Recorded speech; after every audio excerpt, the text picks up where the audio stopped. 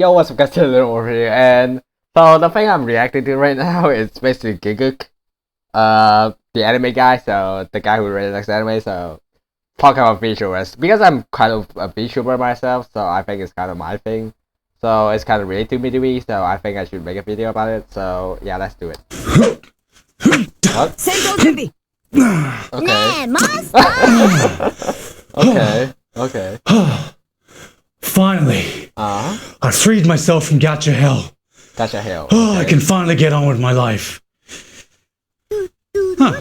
I know what this is.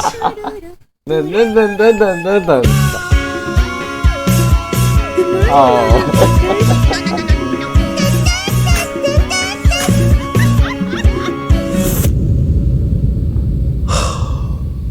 Huh? Not again. Forgive me, Father, for I have simped. Forgive me, Father, for I have simped. 2020 has been a year of things happening. It seems like this year the world just decided to do a gold split speedrun of setting itself on fire, with a new exciting record of depressing shits being set every month. But while the entire world has gone to shit and we've been forced to stay inside, there has never been a better time to just hole up and watch all the anime that we've wanted to watch. Really? Do you think I actually watch anime? Imagine watching anime in 2020! You see, in between the fucking apocalypse we've been experiencing, we've been given a beacon of hope this year. A single ray of light in the endless darkness we've been experiencing. Gentlemen, I've seen the future. Cute anime girls! Hi boys! On YouTube. VTubers or virtual YouTubers has been a trend that has absolutely exploded onto our scene this year. A genre comprised of real people using normally anime-themed virtual avatars to create content online. Yeah, that's how it works. If you've been following me on various other platforms, this video is probably the worst kept secret on my channel. In between my slow descent to the rabbit hole to some moment of weaknesses. It's kind of just taken over my schedule. It was something I started to get into near the beginning of the year and has since grown to a point I didn't think it could. This is like the third iteration of the script I've worked on, because 2020 has been such a massive year for VTubers that by the time I finish the draft, some parts have become irrelevant and new parts needed to be added. That's how fast the scene has been evolving this year. For those on the outside, it may just seem like another passing fad, but right now it is bigger than it ever has been before. Every week there seems to be a new one debuting. More and more interest has been expressed over the internet, and right now 7 of the top 10 earning super chat users in the world on YouTube are VTubers. Love them or hate them, they are rising up fast and it looks like they are here to stay. But what is the appeal of these virtual girls and why are they becoming so popular now? Well, today I thought I'd document my own journey with VTubers over the past few months, introduce those of you out of the know why so many seem to be watching them right now, and speculate what they could mean for the future of online entertainment. This is your introduction to the 2D girls that are taking over. Welcome to the VTuber rabbit hole. Okay. Before we get into how 2D girls are slowly taking over our souls, we need to go back to the beginning, to happier, more innocent times before the world was plunged into chaos. Yes, that's right, we need to go all the way back to the prehistoric age of 2016. What? It's rewind time. The idea of having a virtual avatar represent a live human playing them is far older than what we know modern VTubers as today. Which begs the question, who actually was the first VTuber? Oh, I got it, wasn't it? Like Amy Yamato, that virtual vlogger that came out way before the times? Nope. What? Think again, fucker. Annoying Orange was the first VTuber. Nah, you're all wrong. It was the fucking gorillas, wasn't it? Whatever your technical definition of what a VTuber is, there is undeniably one person we can thank for starting this modern VTuber scene. Yeah, this one. It's pretty well known that the godmother of the entire VTuber scene was Kizuna Ai. Debuting in November 2016, she made massive waves in the anime community and beyond, immediately amassing close to 1 million subscribers by the end of 2017. She kind of made me become a someone else in the anime community who also reached 1 million subs at the end of 2007, took me 10 damn years to do. That's probably what I like need the to anime talk girls, I'm not like. even mad. It's impossible probably to need to wait ignore that the 10 roots of the years, modern yeah. VTuber stem heavily from the idol culture in Japan and, of course, Vocaloids. In between the pure, perfect image of a human idol and the digitally generated mascot of Hatsune Miku and co, Kizuna Ai was something in between both of those. Someone who was clearly more human than the Vocaloids digital pop stars, but still technically a character who wasn't human. Instead of a real idol, we had a virtual idol, someone who could combine the best of both worlds to create something new. When Kizuna Ai first Yeah, you're debuted, right. I remember thinking, fuck, this is the future. How are we meant to compete with real waifus on the same platform? We were never meant to compete with cute anime girl. To me, something like this was inevitable. It was only a matter of time before someone attempted something like this. The only trigger was waiting for the technology behind it to become feasible. I thought to myself, this was just the start. And it was. Kaguya Luna, Mirai Akari, Siro. Kizuna Ai started a boom with a whole new plethora of VTubers popping up to try and imitate the success she saw. And some of them did decently well. By March of 2018, there was something in the realm of over 1,000 virtual YouTubers, and that number saw exponential growth over the coming months, hitting 8,000 around 18 months later, according to a Japanese virtual YouTuber tracking site, which is a stupidly large number. VTubers created its own massive space in Japan, you could argue to the point of oversaturation, but despite this, it would kind of just remain within its own niche. After the initial boom, a lot of people, especially outside of Asia, just kind of forgot about VTubers for a while. We all knew about Kizuna Ai and that VTubers had become this massive thing in Japan, but that was mostly the extent of our knowledge. And many of us went back to doing what we had always done, watching cute anime girls in anime instead of watching cute anime girls on YouTube. But eventually, that would begin to change. For the most part, the popularity and appeal of VTubers would stay localized in Japan, mainly because, well, most of them were Japanese. Despite a loyal fan base dedicated to translating videos, no one VTuber would get the same kind of wide recognition as Kizuna Ai. And over the years, even her popularity would begin to decline, with her parent company even introducing multiple personalities in an attempt to increase the amount of producible content without limiting it to one person playing her. So you may be wondering, what is the modern VTuber scene like today? Well, remember this clip that went semi-viral around our parts back in the day? Kinda. Fuck you! Fuck you, fuck you! Fuck you! Well, imagine if we could just take this one clip and make an entire genre around it. Fuck! Fucking shit! Fuck you! Holy shit, motherfucker! Not better! Fuck you! Goodbye, motherfucker!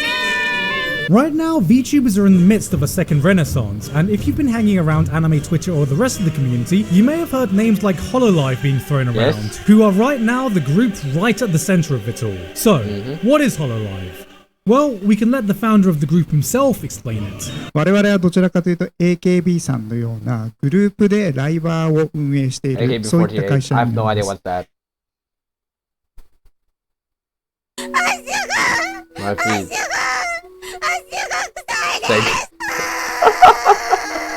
So that was a fucking lie. Hololive is the brainchild of Motoaki Tanigo, better known as Yago. Who is in the this community. guy? It's essentially an agency I for just wonder how did VTubers, he but do while that? someone like Kizuna Ai is managed by a single agency, Hololive has a whole plethora of VTubers that operates under the Hololive umbrella. How? While there are other very successful Sign me up, agencies please. like Niji Sanji that are operating, I'm What mainly the hell, spotlighting girls? Hololive for just how much of an effect they've been able to have on the VTuber scene outside of Japan. No other agency has come close to seeing the international reach that they've had and have really led the boom we've seen this year. So, what's changed since the Kizuna Ai days? Well, instead of scripted or pre-recorded content, VTubers are now far more associated with live streaming content. Yeah, I think I should like and make shit live. posting. There's Yeah, I'll make live a lot- videos, I guess. a lot of shit posting. Should I start shit posting? Miserable fucking ass clown! Yes, Yago may have intended to create a VTuber AKB48, but what he actually got was closer to a VTuber AK47. What I find interesting about how the modern scene has grown is that it's almost de-evolved from where it started. Kizuna Ai completely revolutionized the concept of using virtual avatars using full body tracking in 3D space, which, considering the technical knowledge and initial cost for equipment, had a huge barrier for entry. But now, most VTubers can get away with a simple live 2D avatar superimposed on some basic face tracking software, which pretty much anyone that's can what do. I did. Hell, even Kind of. I've used it before in some of my previous videos. However, despite the more limited technology, this new wave is arguably just as, if not even more successful. And for those looking from the outside in, it may be confusing to see what exactly is the appeal of a VTuber. I never got into Kizna Eye when she first good came out, question. and I've never been into live streamers either, despite the fact that I respect both as content creators and the content that they make. So, on paper, I should have never gotten swept up in this VTuber renaissance. Right? But I underestimated my love for cute anime girls, okay? Yes, I know, I have a problem. I should have known better. VTubers first started to appear on my radar earlier in the year with clips here and there of these cute anime girls speaking English and very occasionally just saying the N-word. But it wouldn't be until a few clips started to appear on my YouTube homepage that I would truly start to fall into the hole. All it takes is 1 or 2 videos before YouTube's algorithm takes over and gives you an endless flood of more. The ones that got me was Matsuri telling her Band-Aid story and Fubuki singing her version of Scatman. And it was as I was watching a cute anime girl singing about how much she wants to beat up a pineapple, I had this epiphany. I don't know what it was about these clips that stood out to me immediately, but if I had to put it into words, it was very reminiscent of the appeal of old YouTube. I mean, at the end of the day, it was a bunch of girls fucking about behind an anime avatar. One was just doing this really cute song cover, and the other was just telling this story about how she wore band-aids as a bra once for school. These weren't some super polished, high production videos, they were just some bare bones avatar doing what Smosh did back in the day, or OG storytime vloggers. Yeah, I think I should do that. There was just something inherently charming about that. And then that was that. Once I went V, I could never be free. On the outside, the anime avatar thing can just seem like a gimmick, but even without that, it's impossible to deny that many VTubers, especially the ones at Hololive, are just very talented at what they do. There are a ridiculous number of different VTubers with different personalities and appeal doing all sorts of different content. Some of them are very much acting as a character, and some of them more often than not slip into their real life persona, but whatever their style, all of them have found their own way to be really entertaining, whether it be shitposting a ton, being good at video games, or just acting really fucking adorable. To put it in a way that any weeb can understand, VTubers are just anime's newest genre. Cute girls do live streaming things. And some of you may be thinking, well, why would I want to watch a VTuber over a regular streamer then? Why do people get invested in VTubers when they are just playing this character? And, well, the closest analogy I can compare this to is wrestling. Okay, just hear me out. Wrestling is fascinating to me because it's something that exists between a scripted show and a real sport. We all know that wrestling is fake, wrestling fans know that wrestling is fake, and yet they are able to invest themselves in these events, these characters, as if it was a real sport with real people. But there are times when the line between a wrestler and the real person playing them can get blurry. Storyline and characters can sometimes bleed into the real world that can make you unsure whether you're watching a scripted piece of fiction or a real event unfolding. But whatever the case, the fan investment in them is 100% genuine. Okay, I'm gonna stop pretending that my wrestling knowledge extends anything beyond a Super Eye Patch Wolf video, but the point I'm trying to make is that I think VTubers exist in that same uncanny valley. You know there's a real person behind this anime avatar, you know they are just playing this character, but who the fuck cares about that? It's a fucking puppy girl playing video games and it's adorable as fuck, okay? That's right. VTubers is just wrestling with waifus. To be quoted out of context. The attachment I feel towards a VTuber is the same I feel towards a fictional character, but I give them the same kind of respect I would any real person or just another content creator. And just because they are anime avatars doesn't make them any less authentic, because just like wrestling fans, your investment in these people, these characters, can create genuine moments for you. Or, in other words,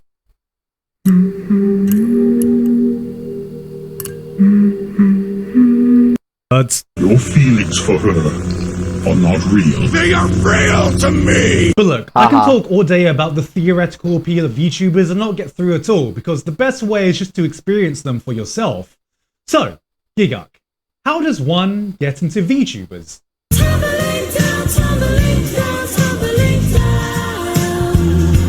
So Gigguk, where do I start with this rabbit hole? What is the watch order? Give me the watch order. Is the first one in the series Korone Monogatari, or perhaps Kiryu Koko's Feet Stay Night? What the fuck is a feet compilation. The only compilation I know from X videos is a cream pie compilation. The good news is that there's not exactly a lack of choice, and the best thing is they're all such good girls. It's so hard to choose a best girl. I mean, you got best girl, and then also best girl, and best girl, and best girl, and a fucking psychopath. Actually, now that I think about it, most of these girls are fucking psychopaths, aren't they? Recently, Hololive debuted their English talent, and for anyone English speaking, that would most likely be the best gateway into the world, as it gives a good idea of what it's like watching a VTuber, and overall, what being part of the Hololive experience is all about. There are a total of 5 girls, each with very different personalities and appeals, so if you give them all a go, there's probably going to be one that floats your boat. And while they're still very new, they've already managed to leave a strong impression. You've got a tsundere death god rapper in Mori Karaoke, who's actually insanely talented in music and releasing her own original songs, the comfiest fucking streamer in Nino Mai Inamis, whose voice can soothe your soul, a chaotic, energetic detective in Amelia Watson, a lovable goofball chicken, I mean, majestic phoenix in Kiara, and Galagura, who's so fucking sweet, watching her streams is like injecting pure glucose into my fucking veins. Despite just debuting, they've all managed to establish themselves very quickly and are all very talented individuals, but out of all of them, Galagura probably understands the internet landscape the best, which shows that she's probably the fastest growing Hololive member right now, reaching over 500,000 subscribers in just a few weeks. The A meme. Beyond that, we have the established Japanese talent, of which there are now 5 generations with dozens of girls, all who have their own lore and memes, and also have different relationships with each other. It's going to be impossible to go over every girl in this video, so instead, in no order or preference, here are some interesting stuff that might catch your interest if you're a newbie. Gigguk Coco is probably one of the most newbie-friendly VTubers, and it's not really a secret that I'm a regular viewer. And before Hololive English debuted, was the closest thing to a liaison the international fans had, as she's both fluent in English and Japanese. A 3,000-year-old dragon girl who fans suspect is American-born thanks to the way she moves her hips. Yes, you can even be a 2D girl, but even in anime, hips don't lie. That is America's ass. She has the show Asakoko going over the latest news in Hololive, but recently she's also been doing a series where she reviews English Hololive memes with other Japanese members, and not only is this a very fun watch, but it is genuinely interesting to see how internet humor translates across different languages and culture. In terms of being a pure content creator, she's not only charismatic but understands what makes good content and is able to deliver on it. Overall, Coco is great, and she has the thighs of a Greek goddess herself. Thigh review. Hinamori Luna has a design drawn by the Eromanga Sensei artist, and for once, going against the anime trope of having a lolly who's secretly 2,000 years old, Luna's age seems to be about -20. You understand? Yes! Damn! Fubuki is fucking adorable, and if you watch only one thing after watching this video, just watch one of her song covers. This is what YouTube was invented for. Wanna hear someone try to input a fucking Tekken 7 combo via laugh input?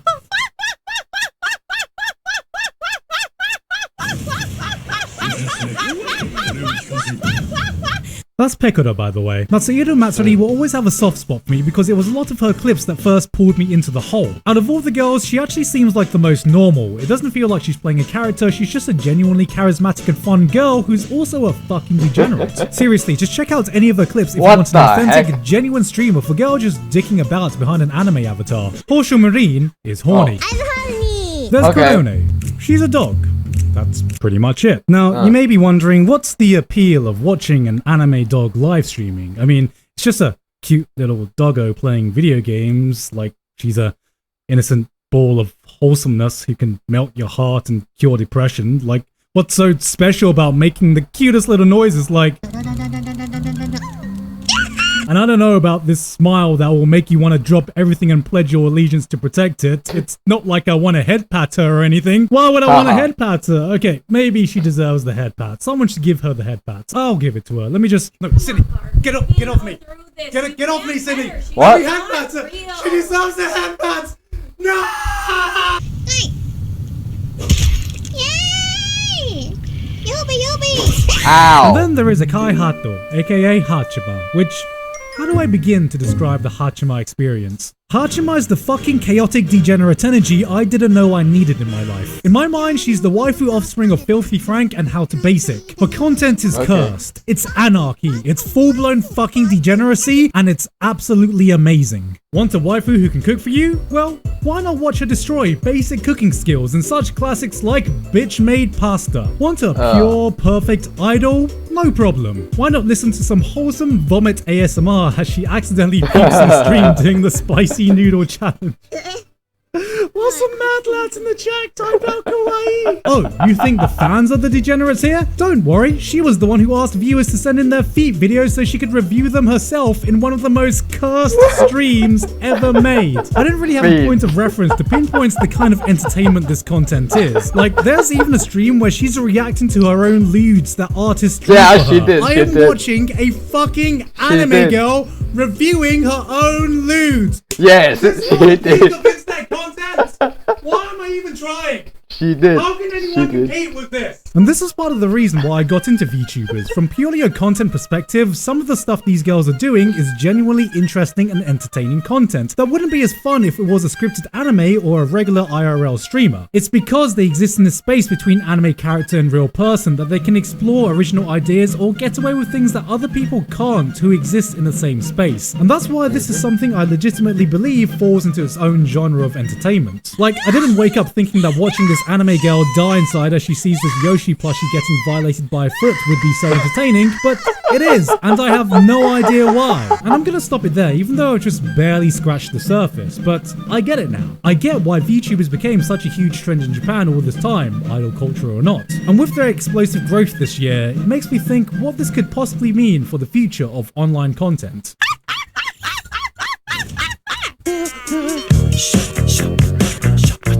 Hololive's recent English talent debut was an event that just dominated all of the discussions in our community for a while. Ironically, more than I've seen for any of the anime that have aired this year so far. The buzz created on social media was staggering. VTubers seem to be inescapable, and if you think about it, it kinda makes sense. The reason we call it a rabbit hole is because with the amount of content being generated, even just by Hololive alone, it is literally impossible to consume it all. You may fall in deeper and deeper, but you can never reach the bottom. And all this content isn't even centralized under one channel. You've got the Hololive channel, the individual Hololive Talents channel, Niji Sanji, independent VTubers, dozens and dozens of individual highlights channels, all interlinked within YouTube's algorithm, creating this perfect storm. The VTuber rabbit hole was practically designed to take over YouTube, and I don't see it going away. I think the big turning point for me was seeing the discussion around VTubers reach way past the community who'd usually watch it. Pokimane came out with a VTuber avatar, along with many other notable streamers looking to follow suit soon, and many more are either about to debut or have expressed interest in wanting to become one themselves. Because, trends aside,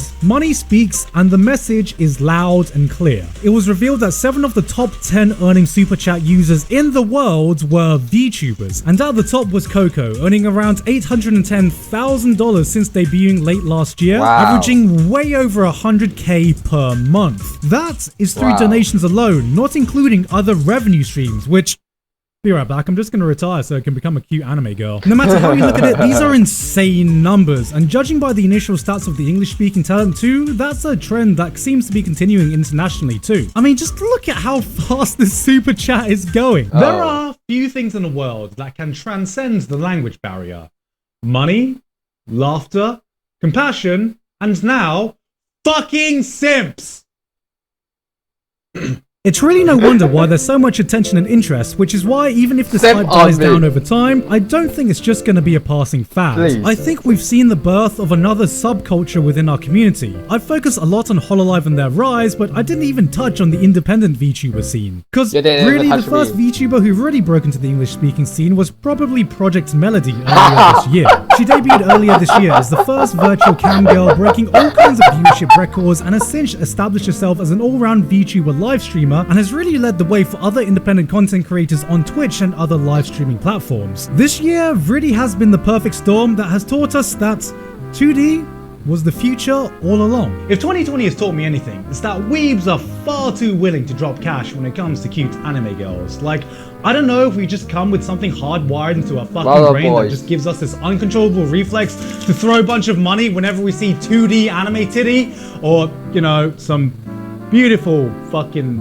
anime thighs. I don't know, maybe that's just me. Is simping VTubers tax deductible?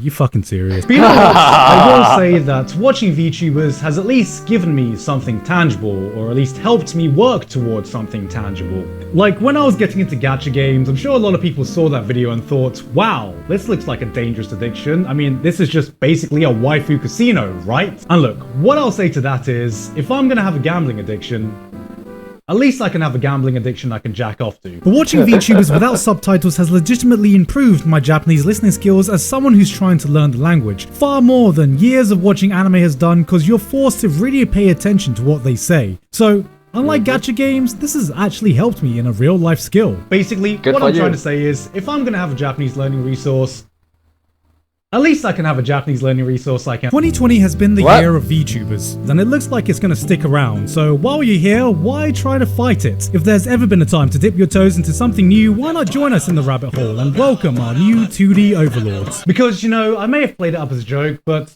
please don't go simp crazy, guys. I'm not really some waifu addict who can't stop dropping cash on cute anime girls. Yeah, I just wanna be a VTubers husband are though, great, that's all. and I love them, but this isn't really an addiction.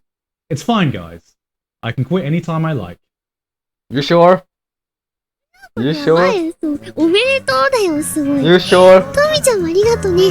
こんなに。 You sure? クリキもこんなにありがとう。